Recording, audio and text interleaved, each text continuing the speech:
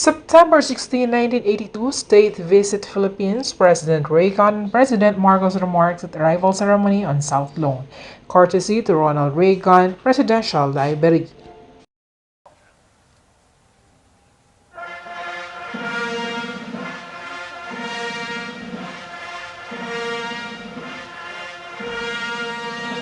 Ladies and gentlemen, the President of the United States and Mrs. Reagan.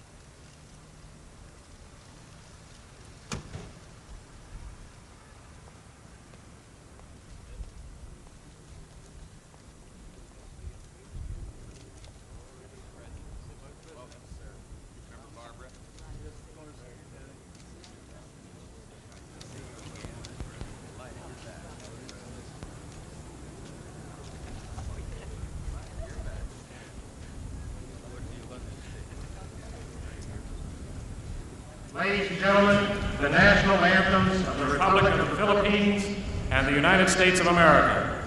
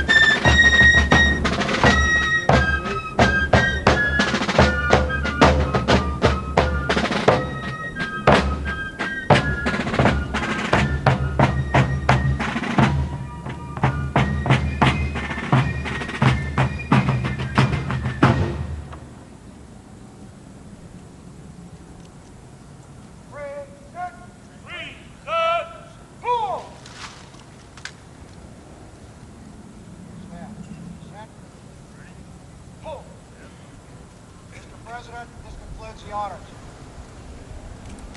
Stand. Order. Order! Right. Order. Cool!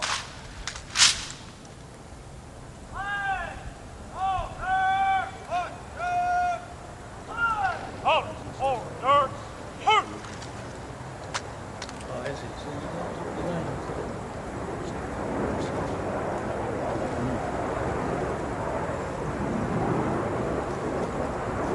Halt. Out. Right. Halt. Ceremonial! Yes. Out. Remain there. Keep.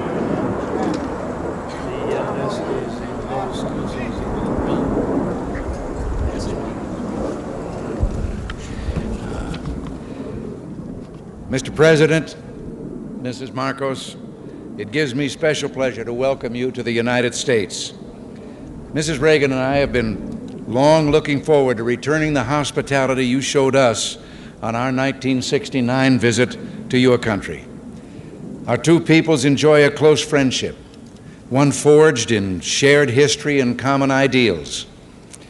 In World War II, Americans and Filipinos fought side by side in the defense of freedom, a struggle in which you, Mr. President, personally fought so valiantly.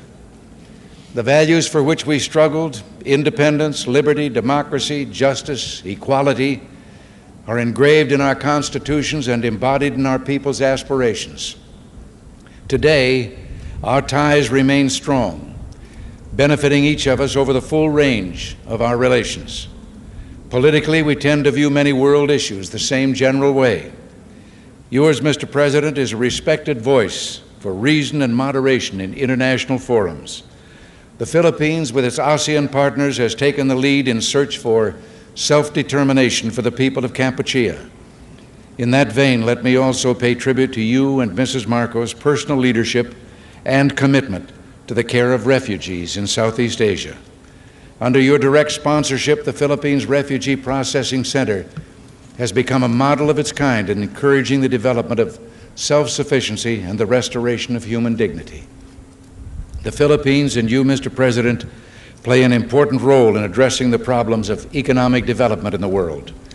At Cancun, we made a new start toward a more effective and practical dialogue and improved cooperation among industrial and developing countries. Your leadership in that area, Mr. President, is vital and widely respected. Under your leadership at home, the Philippines can boast a record of solid economic growth over the past decade, attributable in significant part to its hospitable attitude toward free enterprise and private initiative. Your country's dedication to improving the standard of living of your people is an effort in which we've been delighted to participate through bilateral and multilateral economic assistance. Your continuing interest in better nutrition has led the Philippines to achieve self-sufficiency in food grain production. You can also point with pride to the success of your rural electrification program, now bringing benefits to an increasing number of remote regions. And I find it a matter of personal satisfaction that your country and my home state of California are both pioneers in developing geothermal power to replace expensive energy imports. The United States remains the Philippines' leading trading partner, and American firms are the largest foreign investors in your country, reflecting their confidence in your progress and prospects for economic growth.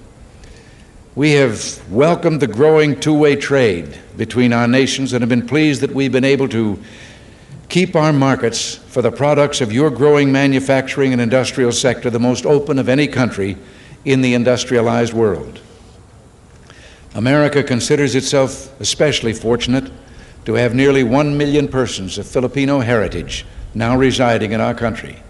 They bring with them their energy and their talents, and they contribute enormously to the rich diversity of American society. Similarly, thousands of Americans, enchanted by the beauty of your nation and by its people, have chosen to live in the Philippines.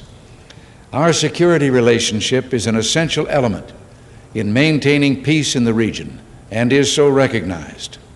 This relationship, one of several we have in the Western Pacific, threatens no one but contributes to the shield behind which the whole region can develop socially and economically.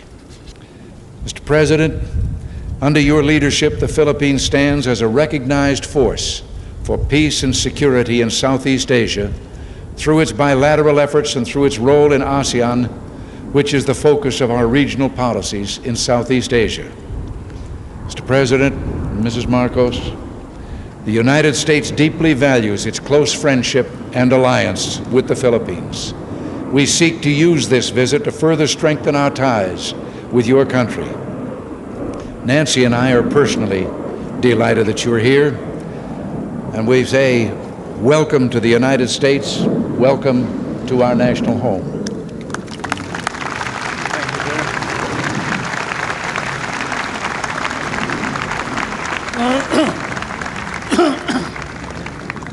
Thank you very much, President Reagan. Mrs. Reagan, members of the Cabinet, distinguished guests, my friends.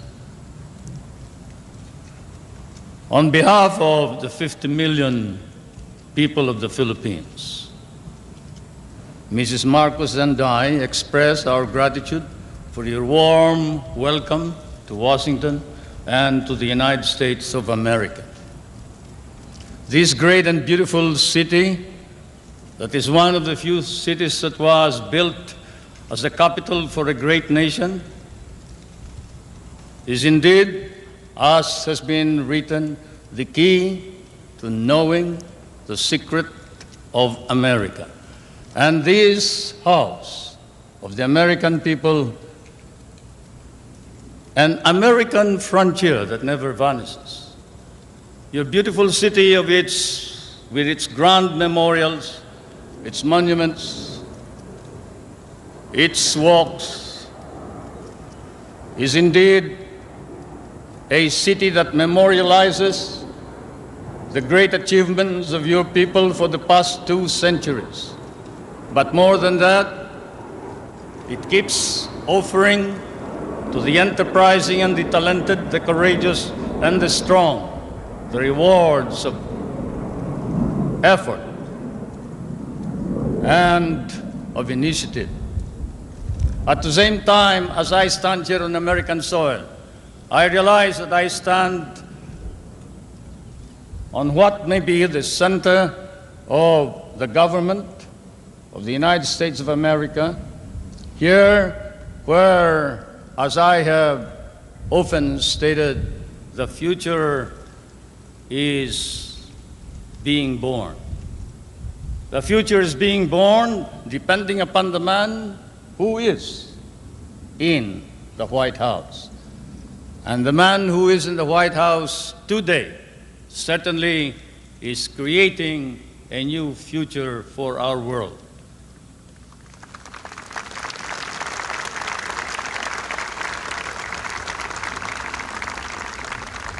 For Mr. President, I come from that part of the world wherein the poorest of the world's population live. I come from that part of the world that cherishes an image of America with its ideals, its dreams, its illusions. I come from the Philippines, a part of Asia, which has been molded along the principles of American democracy. We learn to love these ideals and principles, and we lost 1 million of our people fighting for them in the last war. We have always stood by these ideals. We shall continue to do so, whatever may be the cost, at the risk of our fortunes, our lives, but more important of all, our honor. We stand for the ideals of democracy that is our legacy from the United States of America.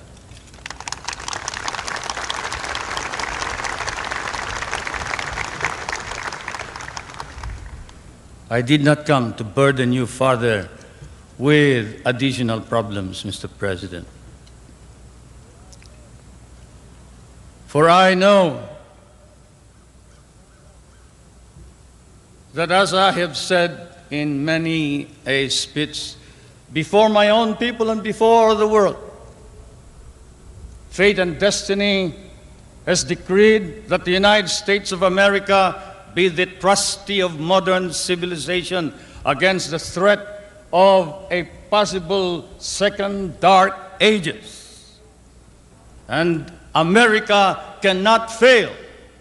And therefore, we, the Filipino people, come and bring to you a prayer that God and His divine providence may grant you guidance, strengthen both your heart and hand, so that that hand may be strong on the lever of power and save our humanity.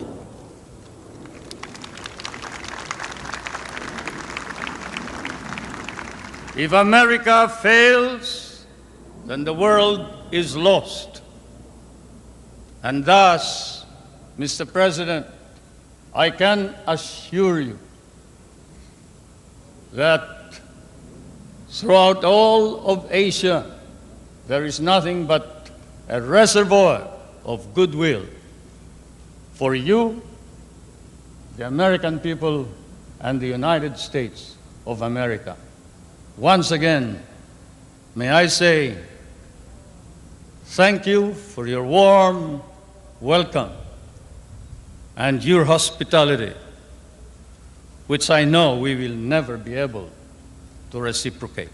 Thank you.